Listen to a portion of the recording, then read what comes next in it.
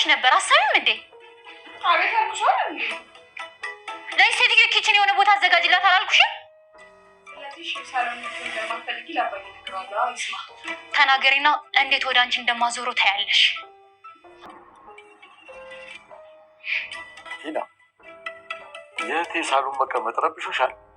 ኧረ አባዬ እንዴት ይረብሸኛል? ታዲያ ምንድን ነው የምትይው? የምናወራውን ሰምተናል? አዎ ሰምቻለሁ።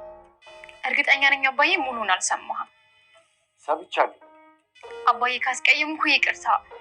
ግን እኮ እዚህ ብቻዋን ከምትሆን እሷ ጋር እንድትሆን ነው የነገርኳት። በጣም አዝናለሁ ልጄ። ለአደራ እንኳን አልበቃሽ። እውነት እንደዛ አይደለም። እንዴት ነው ታዲያ? እኛ የአንቺ ወንድም አልተንከባከብነውም አይደል? እሺ ምን ተሻለ? ሲመጣ ምን እንደሚያስብ ማወቅ፣ ከዛም ይቅርታ መጠየቅ። አላደርገውም። ልኩም ካለፈ የመጨረሻ ስራዬ እሱን መጨረስ። አየሽ፣ ሰይጣንሽ ተነሳ። አንዳንዴ እኮ ፍቅረኛ የራሷ አትመስለኝ። እኔም ቢሆን ምክሬን እንደ ጠላት ስለምሰሚኝ አንዳንዴ ማቅሷ አትመስለኝ።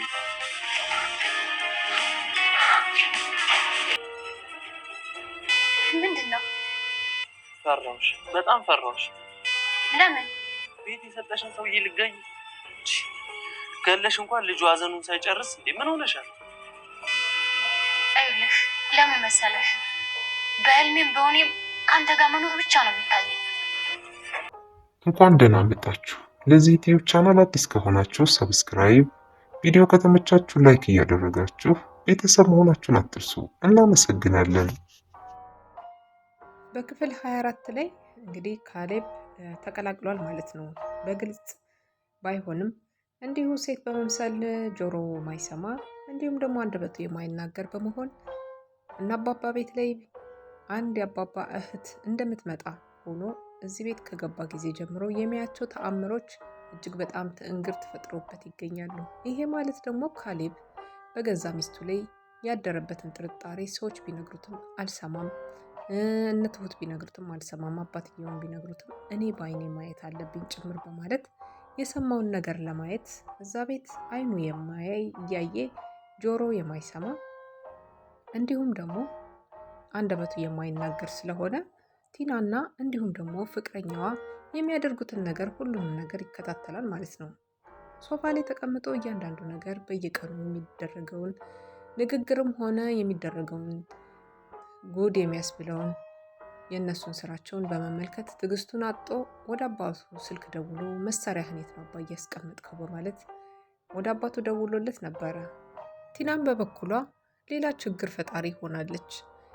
እንዲሁም ደግሞ የእሷ ፍቅረኛ የቲና ፍቅረኛ ዳንኤልም በበኩሉ 4 ሚሊዮን ብር አባትየው እንዲሰጠውና የሆነ ስራ እንደሚጀምር በእጥፍ ገንዘብ እንደሚያስገኝለት ለአባትየው እየነገራቸው ነበረ። ይሄ ማለት ደግሞ ለካሌብ አባት ማለት ነው። እጅግ በጣም የሚገርም ነው። የካሌብ አባትም እጅግ በጣም በመሳቅ ነገሮቹ ገርመዋቸው ማለት 4 ሚሊዮን ብር ስጠኝና አባዬ ሰርቼ ልመልስልህ፣ ለካሌብም ሆነ ለቴና ለማንም ሰው እንዳትናገር፣ ሚስጥር ነው፣ እኔ ሰርቼ ስራዬን በተግባር በእነሱ ፊት ለአንተ መመስከር ፈልጋለሁኝ በማለት የተናገረውን ንግግር እጅግ በጣም አባትየው ስቀው እሺ ልጄ አስብበታለሁ ብለውታል ማለት ነው። ምክንያቱ ደግሞ ከቲና ተደብቆ ገንዘብ ማግኘት ፈልጓል ማለት ነው። ይህን ገንዘብ ካገኘ ከቲና አንድ ቀንም አያድርም።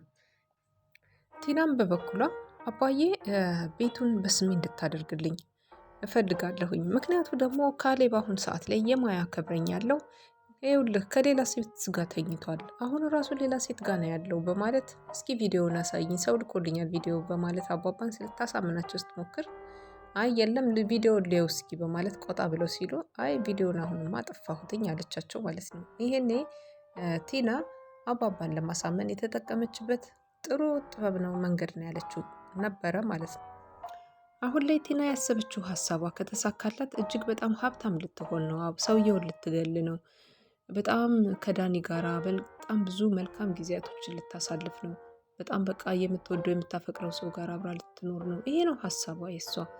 ግን የተደረሰባት አልመሰላትም። እጅግ በጣም ትልቅ ድራማ ቤት ውስጥ እንዳለ አልገመተችም። በበኩሉ ዳንኤል ደግሞ ተጠራጣሪ ነው። እያንዳንዱ ነገር ሁሉንም አጠገቡ ያሉትን ነገሮች ሁሉ እያንዳንዱ ነገሮች ይጠራጠራል። ግን ጥርጣሬውን እሷ ናት የምታከሽፍበት እንጂ ዳንኤል በጣም ተጠራጣሪና አጠገቡ ያለውን ነገር መመርመር ይወዳል ማለት ነው። በነገራችን ላይ ዞሮ ዞሮ ሁሉም ነገር እየተበላሸባቸው እንደመጣ ቲናና በክፍል 25 ላይ እጅግ በጣም ብዙ አዝናኝና እንዲሁም ደግሞ እንግርት የሚያስብሉ እጅን በጉንጭ ላይ የሚያስጭኑ እጅግ በጣም ብዙ ነገሮች ይከሰታሉ ማለት ነው። አንዱ የባባ ቤት በጣም እጅግ በጣም ይበጠበጣል ማለት ነው። ይሄ ማለት ደግሞ ካሌብ የሚያደርገው ድርጊት እውነት ቢላውን ይዞ ከኩሽና እንደወጣ በተኙበት ከወጋቸው ወይም ደግሞ በተኙበት ሄዶ ካስደነገጣቸው ቲናና እንዲሁም ደግሞ አሁን ያለው ፍቅረኛዋ ዳንኤል መጠርጠራቸው አይቀሬ ነው። ምክንያቱም አትሰማም አትለማም የተባለችዋ ሴት ከሁለት አንዳቸው ልታጠቃ ገብታለች ማለት ነው። ይሄ ማለት ትኩረታቸውን ትስባቸዋለች ወይም ደግሞ እነሱ እቺ ልትጎዳን መጣለች ብለው ያሰቧት ሴትን ማንገላታትና ማሰቃየት እንዳባትየው ይጀምራሉ ማለት ነው።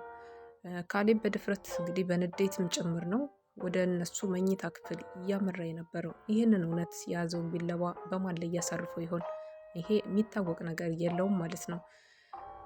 ሌላው ነገር ደግሞ ቲና እንግዲህ በክፍል 24 እንዳያችሁት ለቲና ቤቱን ፈርመው አባባ ሊሰጧት ነው። ቤቱን ፈርመው የሚሰጧት ደግሞ የፎርጅድ የሆነ ተዘጋጅቶላታል ማለት ነው። ትክክለኛ ካርታ ሳይሆን ካርታ ያልሆነ አስመስለው አሰርተው እሷን ለማታለል አባባ የተጠቀሙበት ዘዴ ነው ማለት ነው። እና ልጄ ይፈርምልሻሉ ብለዋል። ለዳኒም ደግሞ እንዲሁ 4 ሚሊዮን ብር ሊሰጡ ነው ማለት ነው። አባባ እንግዲህ ቸርቸር ሆነዋል ማለት ነው። ይሄ ማለት ደግሞ በእነሱ ቦታ ትልቅ ቦታ ያለው ሰው ቢሆንም አባባ አሁን ላይ ግን አንድ እቅድ አቅዳላቸዋለች። ቲና ያቀደችው እቅድ ከተሳካ ቲና ቤቱን ከተረከበች በኋላ አባባን ማጥፋት ትፈልጋለች ማለት ነው። ጭራሹን እልም አድርጋ ማጥፋት ነው የምትፈልገው ማለት ነው። ይሄ ማለት በጣም ከባድ ውሳኔ ነው እና ይሄንን ነገር ልታደርገው ትችላለች አትችልም የሚለውን አብረን የምናየው ይሆናል። በክፍል 25 እጅግ በጣም ብዙ ያልተሰሙ ነገሮች የሚሰሙበት የምናይበት ነው። ብቻ ግን ካሌብ ቸኩሎ ይህንን ድርጊት ከፈጸመ እጅግ በጣም ያስጠላል ድራማው። ምክንያቱም እነሱ ሊነቁ ይችላሉ ወይም ደግሞ ራሳቸውን ለመከላከል ብለው የሚያደርጉት ነገር እሱ ራሱ ዋናው ተዋናይ ሴት መስሎ እንደገባ ይታወቅበታል ማለት ነው። ይሄ ማለት ደግሞ ስራቸውን ያበላሸዋል ማለት ነው። ስለዚህ እያየ እንዳላየ ሰምቶ እንዳልሰማ ችሎ ካላሳለፈ ካሌብ ነገሮች እንደሚበላሹ ነው። አባባ ብዙ ጊዜ የለፉበት የደከሙበት እንዲሁም ደግሞ ትሁትንም ጭምር ያደከሙበትን ስራ እንዳይበላሽ ግዴታ በትዕግስት ሊያልፋቸው ይገባል ማለት ነው። ሌላው ላይ አባባ አሁን ላይ በቃ የእሷ ነገር ይበቃሃል፣ ሌላ ሴት ማየት አለብህ እያሉት ነበረ። ይሄ ማለት ደግሞ ለልጃቸው የጣል ያደረጉለት ምክር ለካሌብ በቃ ዙሪያህን አካባቢህን ተመልከት እያሉት ነበር። እኔ እንደኔ ጥርጣሬ እናንተን ባላቅም እስኪ ኮሜንት ላይ ያስቀምጡት። ካሌብ ለወደፊቱ ትሁትን ሊያገባት ይችላል ብዬ አስባለሁ። ምክንያቱም የአባባ ቀኝ እጅ ናት፣ የአባባ ሁሉ ነገራቸው ናት።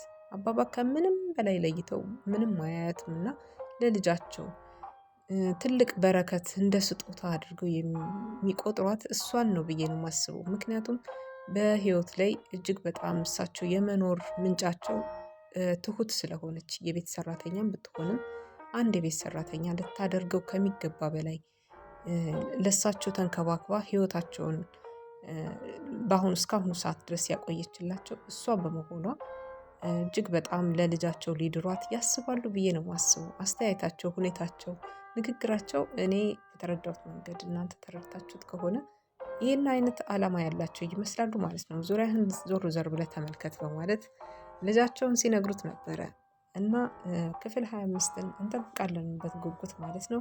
ሁላችሁም ላይክ፣ ሰብስክራይብ፣ ሼር እያደረጋችሁ የዚህ ቤተሰብ አባል ሆኑ። ያልተመቻችሁ እንዲሁም ደግሞ ድራማውን ለማየት ወይም ደግሞ ከድራማው ላይ ስትመለከቱት ያልገባችሁን ነገር እኔ በእንደዚህ አይነት መልኩ ቀንጨብ አድርጌ አሳውቃችኋለሁ ማለት ነው።